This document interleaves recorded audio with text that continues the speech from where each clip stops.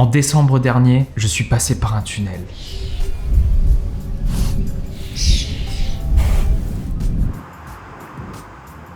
Laissez-moi vous expliquer comment c'est arrivé. Yo Nico, c'est Kevin. Écoute, je t'envoie ce petit message là par rapport à les JO. Je réfléchissais à cette roto et je crois qu'il n'y a personne qui peut la faire, à part peut-être toi. Du coup, tu penses que tu pourrais t'y coller? Alors, en fait, Kevin Favillier, c'est le réalisateur de Legio Patria Nostra, un film ambitieux sur la guerre d'Indochine dont le tournage a eu lieu en 2020. Pour ceux qui suivent la chaîne, j'en avais déjà parlé dans une autre vidéo. Et lorsqu'il parle de roto, il parle en fait du détourage de plusieurs personnages dans un plan en particulier du film. Le mot roto est un diminutif du mot rotoscopie. La rotoscopie est un procédé qui existe depuis l'invention du cinéma et qui consiste à découper image par image des silhouettes d'objets ou personnages pour les réincruster par-dessus d'autres images. C'est à la base une technique manuelle, on découpait directement des celluloïdes à la main. Ce travail fastidieux permettait de recréer des mouvements réalistes dans les dessins animés, ou même plus tard dans les jeux vidéo, ou de réaliser les premiers effets d'incrustation. Aujourd'hui, la rotoscopie est toujours utilisée dans le monde des effets spéciaux et se fait de manière infographique. Et quand je dis qu'elle est toujours utilisée, je veux dire quasiment partout. C'est un passage obligé pour créer un nombre incalculable d'effets. Et bien que ce soit assez simple, c'est un procédé qui est extrêmement long. C'est pourquoi les gros studios externalisent souvent cette partie dans d'autres pays comme l'Inde, qui ont leur propre logiciel adapté. Bon. Alors, Kevin m'a dit que 2 personnes étaient passées sur cette roto avant moi et n'avaient pas réussi à la faire correctement. Bon, perso, ça me surprend quand même un peu, mais bon, on va regarder. Honnêtement, ça peut pas être si terrible que ça. Allez. C'est parti.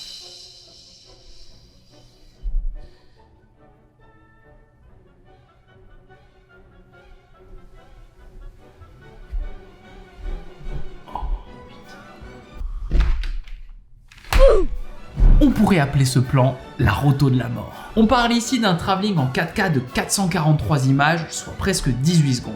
Dedans, 5 légionnaires en costume à détourer image par image. Leur costume étant assez détaillé et fourni, je dirais qu'il faut environ 6 à 8 masques par personnage pour isoler chaque partie du corps et faire cette roto correctement. Si je fais tout à la main, je dirais que les masques les plus compliqués peuvent me prendre 5 à 6 heures. Donc si je fais un rapide calcul de tête en prenant en compte que je vais bosser 8 heures par jour, environ pour éviter de mourir de maux de tête, on part sur 15 jours de travail complet.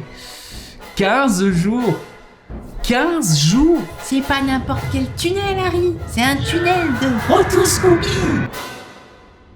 Alors aujourd'hui, mon but, ça va être de vous montrer comment faire du détourage dans After Effects de la manière la plus efficace possible. Et pour ça, on va prendre ce plan pour exemple qui, mine de rien, est un sacré casse-tête. C'est pas pour rien que 2 personnes avant moi n'ont pas réussi à le détourer correctement, c'est bien que les solutions les plus simples ne marchent pas sur un plan comme ça. Je vais donc vous montrer les différentes techniques qui existent en allant de la plus simple à la plus chronophage. Je vous montrerai aussi comment les mixer pour arriver au résultat voulu. Et puis aussi, je vous parlerai des pièges à éviter. Alors, avant même de commencer, j'en vois déjà beaucoup me dire Rotobrush, c'est génial.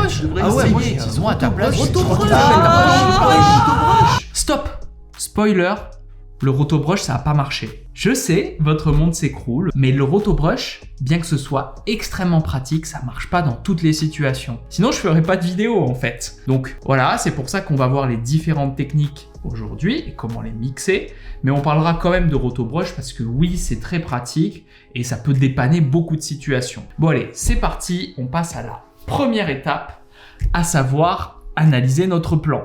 Alors, on se retrouve directement dans After Effects. Donc, comme je disais, la première chose à faire avant de se lancer dans telle ou telle technique, c'est d'analyser notre plan pour vraiment comprendre les tenants, les aboutissants, les problématiques qu'on peut avoir et pas se lancer trop vite, donc dans une technique qui ne correspondrait pas ou nous ferait perdre beaucoup de temps. Là, ce que j'ai, en fait, c'est 2 fichiers dans ma comp. Donc, le premier, c'est le plan de base à détourer. Et si je décoche la visibilité, je vois mes éléments à incruster en arrière-plan. Donc le mieux c'est qu'on aille à la fin parce qu'on voit plus clairement. Donc notre plan de base, Et le plan, on ajoute en fait des impacts d'explosion. Finalement, la chose la plus importante quand vous analysez votre plan, c'est de savoir directement ce que vous allez incruster derrière. Par exemple, là, je remarque que le personnage de droite, en fait, si j'avance, peut-être là, il passe un tout petit peu devant, mais il n'y a quasiment pas besoin de détourage en fait sur lui.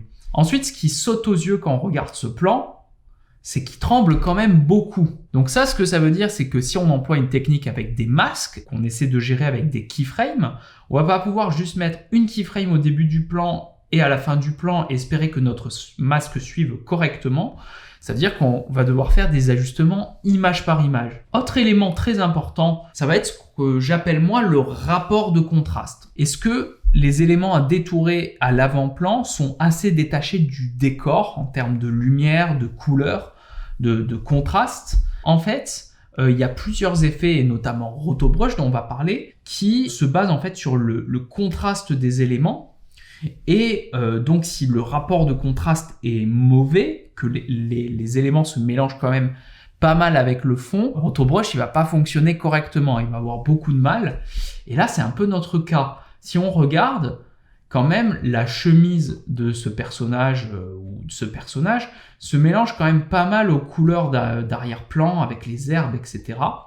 Et la dernière chose qui est importante de regarder, ce sont les mouvements des personnages. Donc là, ça joue un peu en notre faveur, c'est-à-dire que les personnages ne bougent pas beaucoup. On va commencer par ce personnage, et du coup, ce qu'on voit direct, c'est que le rapport de contraste est bien meilleur sur celui-là, comme il est devant la rivière. Donc, sur ce personnage, j'ai envie de tenter un premier effet, qui va être la deuxième étape de cette vidéo. Oui, je sais, je m'embrouille au niveau des nombres. Ça va être le Rotobrush. Alors, j'ai pas dit que Rotobrush ne fonctionnait pas dans toutes les situations. Je dirais même que c'est la technique la plus simple et la plus rapide si votre plan est adapté. Donc Rotobrush, c'est quoi? C'est un effet qui existe dans After Effects depuis plusieurs versions déjà et qui a été grandement amélioré depuis la version 2020. C'est un effet qui va reconnaître les formes de notre image en fonction des contrastes. Donc nous, il suffit de peindre l'élément qu'on veut détourer et l'effet va s'occuper de gérer les déplacements de cette forme au fur et à mesure du temps. Ce qui est très fort, je trouve, c'est qu'il y a même une option pour gérer la semi-transparence des cheveux et je trouve que cette option fonctionne vraiment bien. Donc, ce que je vais faire pour vous montrer comment ça marche, c'est que je vais importer un plan où c'est sûr que Rotobrush fonctionnera correctement. Hop, j'importe deux plan. Donc c'est tiré d'une autre de mes vidéos de YouTube où en fait je jette un sort et derrière je voulais incruster des sortes de détraqueurs. Donc on va prendre ce plan Patronus base comme je l'ai appelé, puis je vais le glisser dans une nouvelle comp. Hop, et je vais vous montrer comment ça marche. Donc pour utiliser Rotobrush, il suffit de cliquer sur cette icône qui est là, Rotobrush Tool. Hop. Donc si je clique, normalement, il va me dire que ça ne marche pas. Ce qu'il faut faire, c'est double-cliquer sur notre plan. Et là, on rentre dans la fenêtre Layer Patronus Base. On va pouvoir faire fonctionner notre effet. Donc là, vous voyez que j'ai une petite icône en vert. Si je maintiens CTRL et que j'utilise le bouton de gauche de la souris, je peux faire grossir ou rétrécir mon pinceau. Et après, il me suffit de peindre en fait. Donc là, je vais faire un truc comme ça. Hop, et vous voyez qu'il reconnaît ma forme. Donc, j'ajoute ça. Ça marche plutôt bien. Je réduis avec CTRL. Je vais essayer d'avoir tout. Hop, on va sélectionner les cheveux qui sont là. Hop, un peu plus de cheveux. Hop. Alors, cette partie, pour la soustraire, il suffit de maintenir Alt et vous voyez que ça passe en moins. Hop. Alors, une fois que j'ai ça, je vais gérer un peu plus la semi-transparence des cheveux. Donc, pour ça, il suffit de maintenir le clic gauche sur cette option et d'utiliser le Refine Edge Tool. Hop. Pareil, j'agrandis avec CTRL. Puis, je vais venir... Hop, un truc comme ça. Et vous allez voir ce que ça fait. Donc, en gros, les zones en blanc, c'est ce qui est détouré. Et les zones en noir, ça va être ce qui va être effacé. Donc à partir de là, il suffit que j'aille un peu plus loin sur ma timeline. Donc on va attendre qu'il calcule et je vais vous montrer ce que ça donne. Voilà, donc il a calculé et vous voyez qu'en fait, toutes nos bordures suivent quand même assez bien. Voilà, hop, Si on revient dans notre composition, ce qu'on va voir, c'est qu'il a détouré notre personnage. Donc c'est pas toujours parfait dans les mouvements. En laissant calculer un peu, parce que c'est, comme je disais, c'est un effet assez long, on se rend compte que dès qu'il y a des mouvements un peu rapides, on perd quand même la précision de l'effet. Il faut venir faire des corrections. Donc là, si je reprends mon effet Roto Brush de base, hop, j'appuie sur Alt enfoncé, je vais pouvoir effacer toute cette partie. Donc juste pour finir rapidement sur cet effet, je vais revenir sur la première image. Quand on retourne dans composition, hop, ensuite on a différentes options.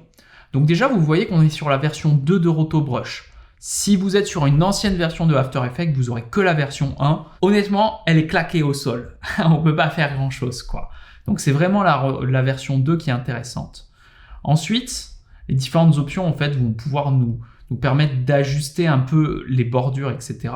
Donc avec le Shift Edge, en fait, vous allez pouvoir étirer ou réduire votre bordure. On va le remettre à 0%. Ça, avec le Reduce Chatter, on va pouvoir normalement réduire certaines déformations. Et moi, j'ai surtout envie, voilà, avec le Phaser, on peut régler donc le flou de la bordure. Donc, comment ça se passe sur notre plan de base? Donc, hop, je recoche le plan. Donc là, ce que je vais faire, c'est que je vais dupliquer mon layer qui est au-dessus, donc le layer à détourer. Je vais faire Edit, dupliquer. Je vais décocher la visibilité du layer au-dessus. Je vais prendre celui-là. Et du coup, c'est ce personnage qui nous intéresse. Donc, je vais même décocher ce plan. Et je vais voir jusqu'où j'ai besoin de le détourer. Vous voyez que là, il n'y a plus que la sacoche. Donc, en fait, on n'a pas besoin de le détourer très longtemps, ce personnage. À peu près jusque-là. Donc, je vais venir réduire ce layer. Et puis, je vais venir prendre le Roto Brush et double-cliquer dessus, pardon. Puis là, ce qui m'intéresse, c'est le haut du corps et la sacoche. Et on va voir si ça marche bien. Hop. Vous voyez qu'il a quand même plus de mal que sur l'autre plan. Comme je disais, le rapport de contraste est pas super bon. Dans l'idée, ça c'est pas mal. Je vais zoomer sur ma timeline. Puis je vais aller sur la dernière image. Voilà, donc ça a fini de calculer. Et vous pouvez voir que ça a quand même bien suivi notre personnage. Bon, vous voyez qu'il galère quand même un petit peu à certains endroits. Notamment à cette bordure-là. Et pareil, avec les cailloux, il a un peu de mal à s'y retrouver. Notre ligne, elle n'est pas hyper droite. Mais ça suffira amplement, je pense, pour ce personnage. Donc là, je fais une petite correction. Et du coup, si on revient sur notre composition, hop, on va revenir un peu plus loin.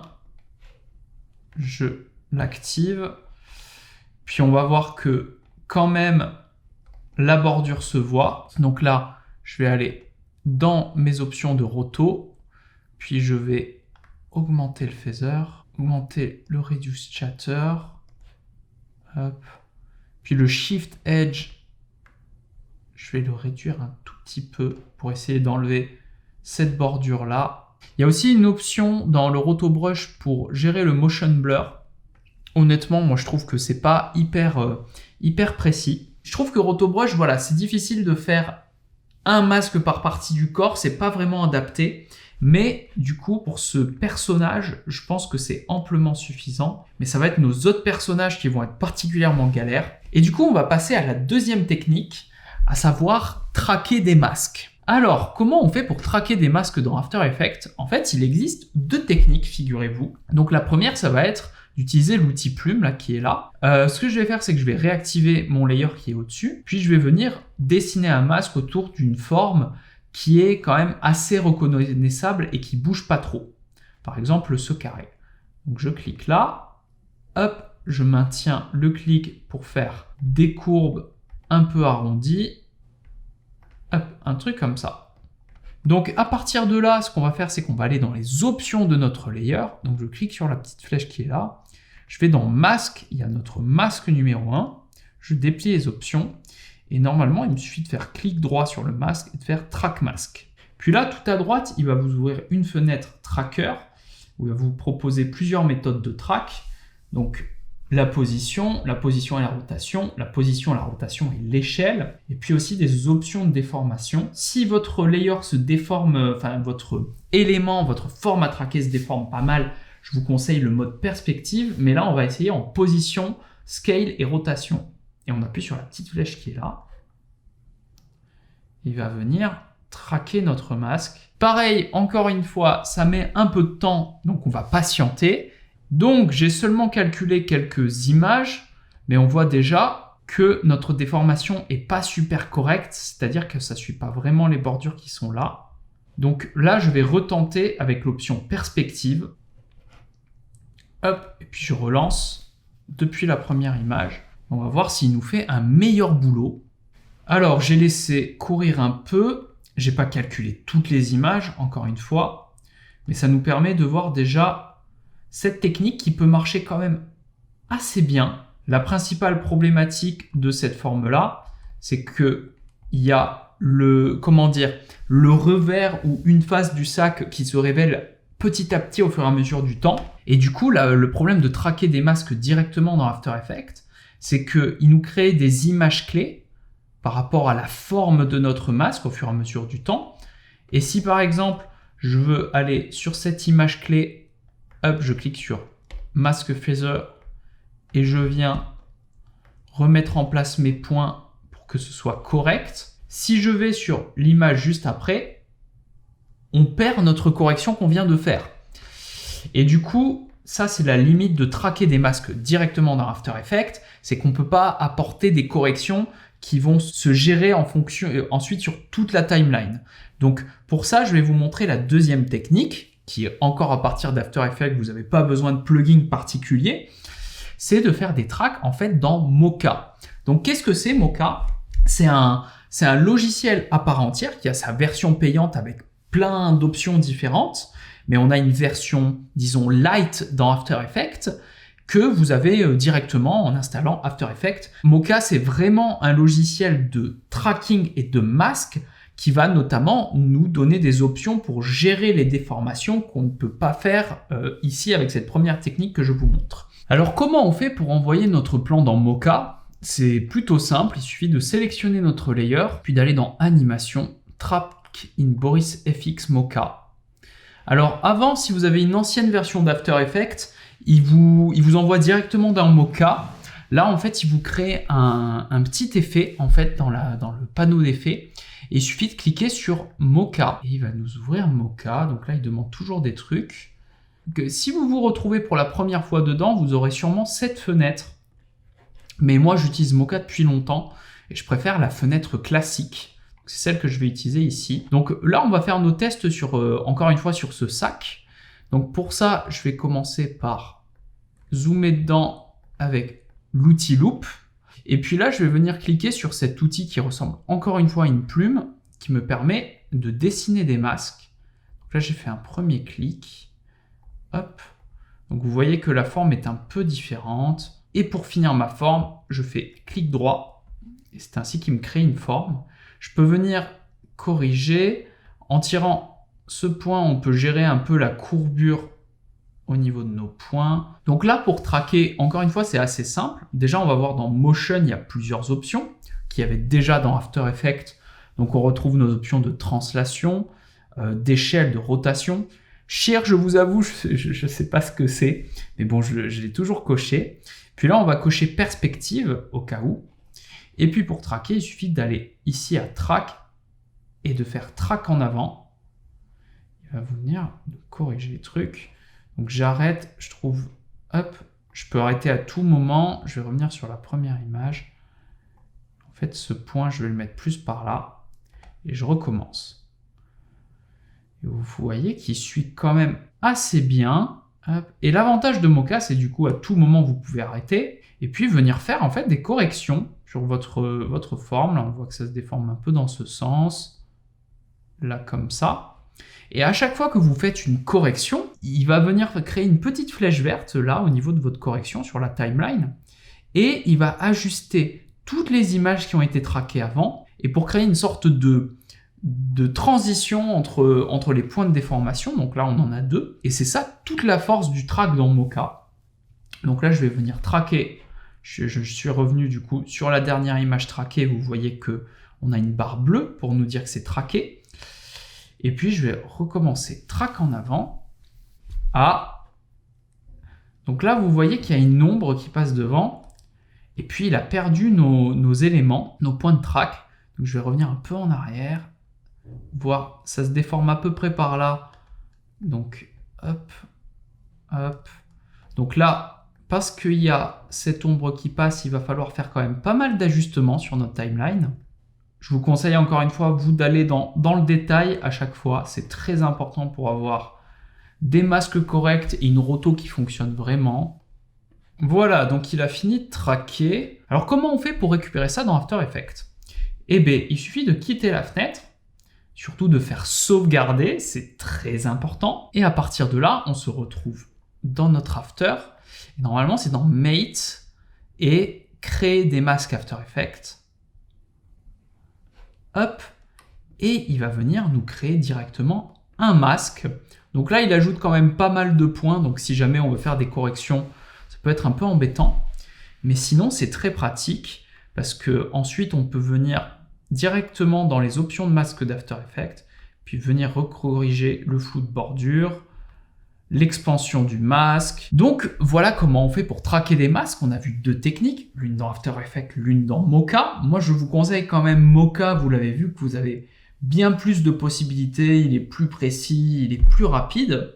Et donc, si le rotobrush ne fonctionne pas ou ne correspond pas, si vous ne pouvez pas utiliser le tracking de masque parce que la forme se déforme trop, eh bien, il faut passer au fameux masque classique. Et là, je vous dis, ne quittez pas la vidéo. C'est là que vous allez apprendre le plus de choses intéressantes. Parce qu'on peut croire que c'est très simple, les masques, la roto avec les masques classiques dans After Effects. Mais il y a beaucoup de pièges à éviter que je vais vous montrer. Donc, on passe directement à la 3e technique, savoir la 4e partie. J'aurais pas dû faire des nombres. Donc là, pour continuer, je vais passer ce masque-là en on.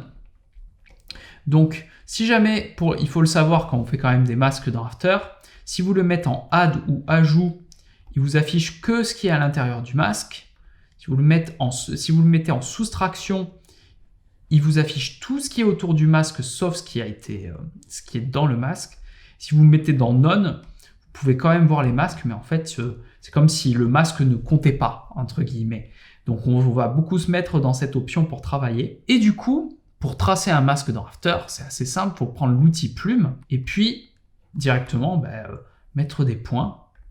Hop, hop, hop.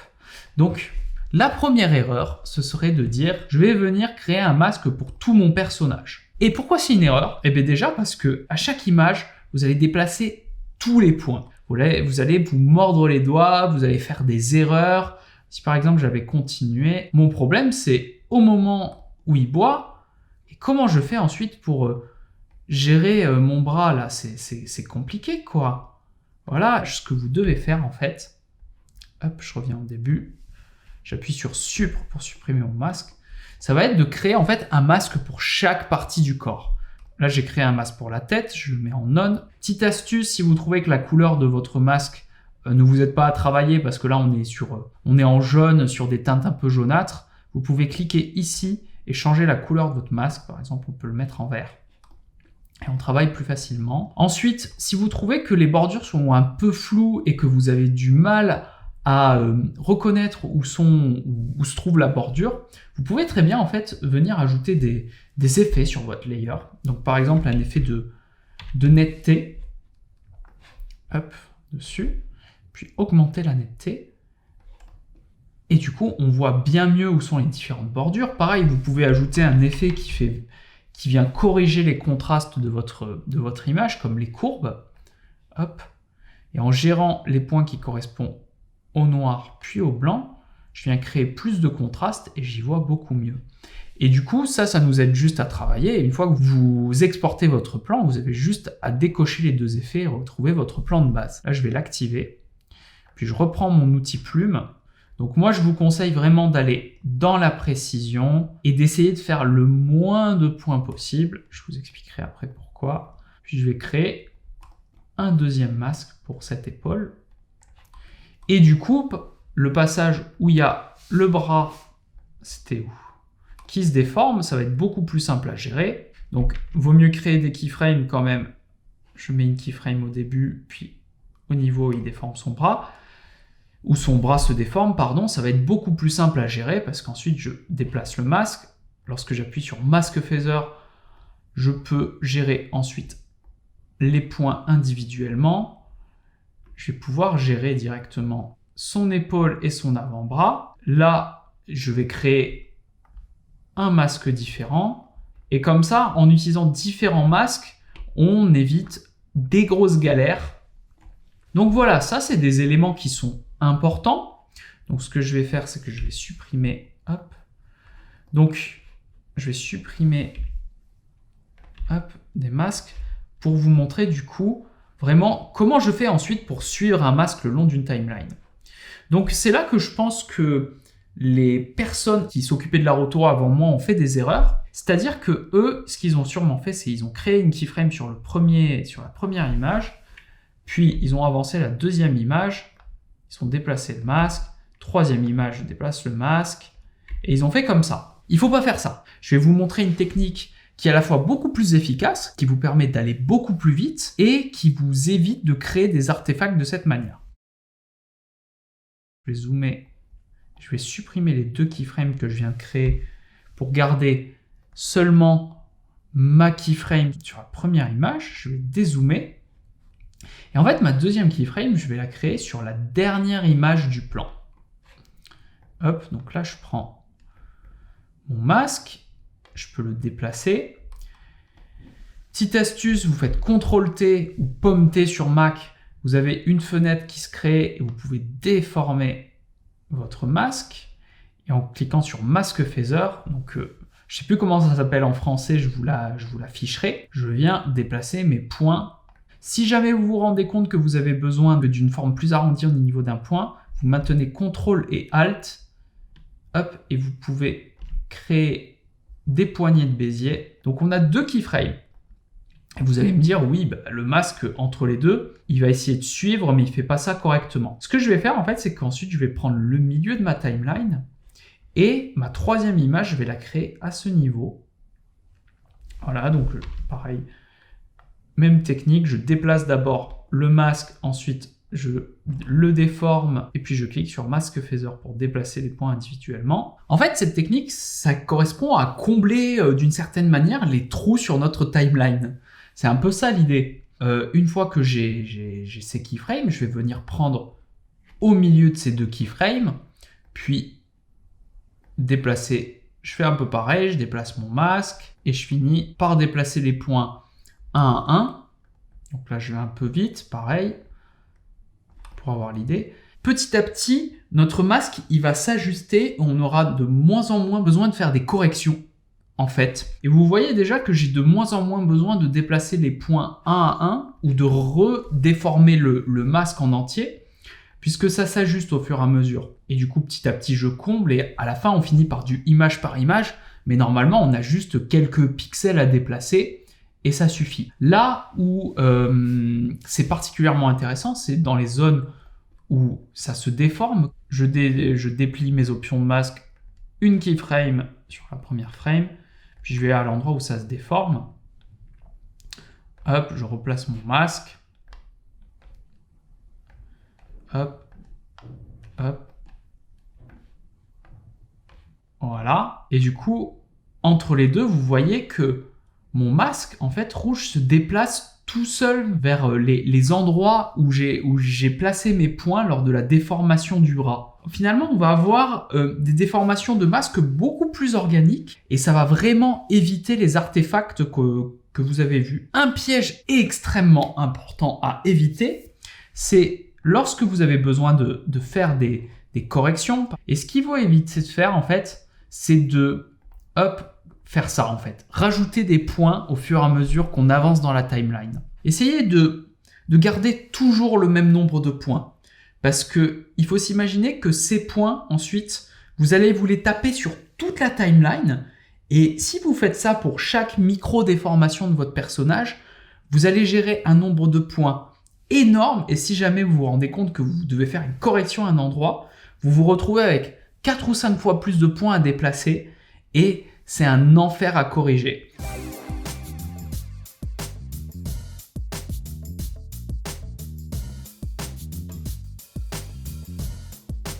Donc voilà, je vous ai montré vraiment les différentes techniques. Ça peut paraître pas très glorieux ou pas très reluisant de faire de la roto, mais c'est un travail, comme je disais dans l'intro de la vidéo, qui est utilisé partout dans le milieu des effets spéciaux et qui est ultra important. Et puis voilà, n'hésitez pas à liker, à vous abonner. Bref, merci à tous d'avoir suivi et puis à bientôt.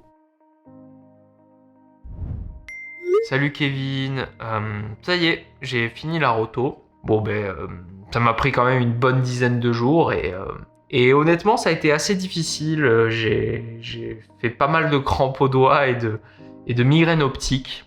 Du coup, toute cette histoire, ça m'a fait quand même réfléchir et actuellement je pense que j'ai juste besoin de passer plus de temps dehors, réfléchir à ma vie, prendre l'air, tout ça. Donc j'espère que tu comprendras que je peux pas continuer sur ce projet. Mais promis, on se voit vite. Et surtout, je vous souhaite à tous un bon courage. C'est un beau film et je suis pressé de le voir. Ciao!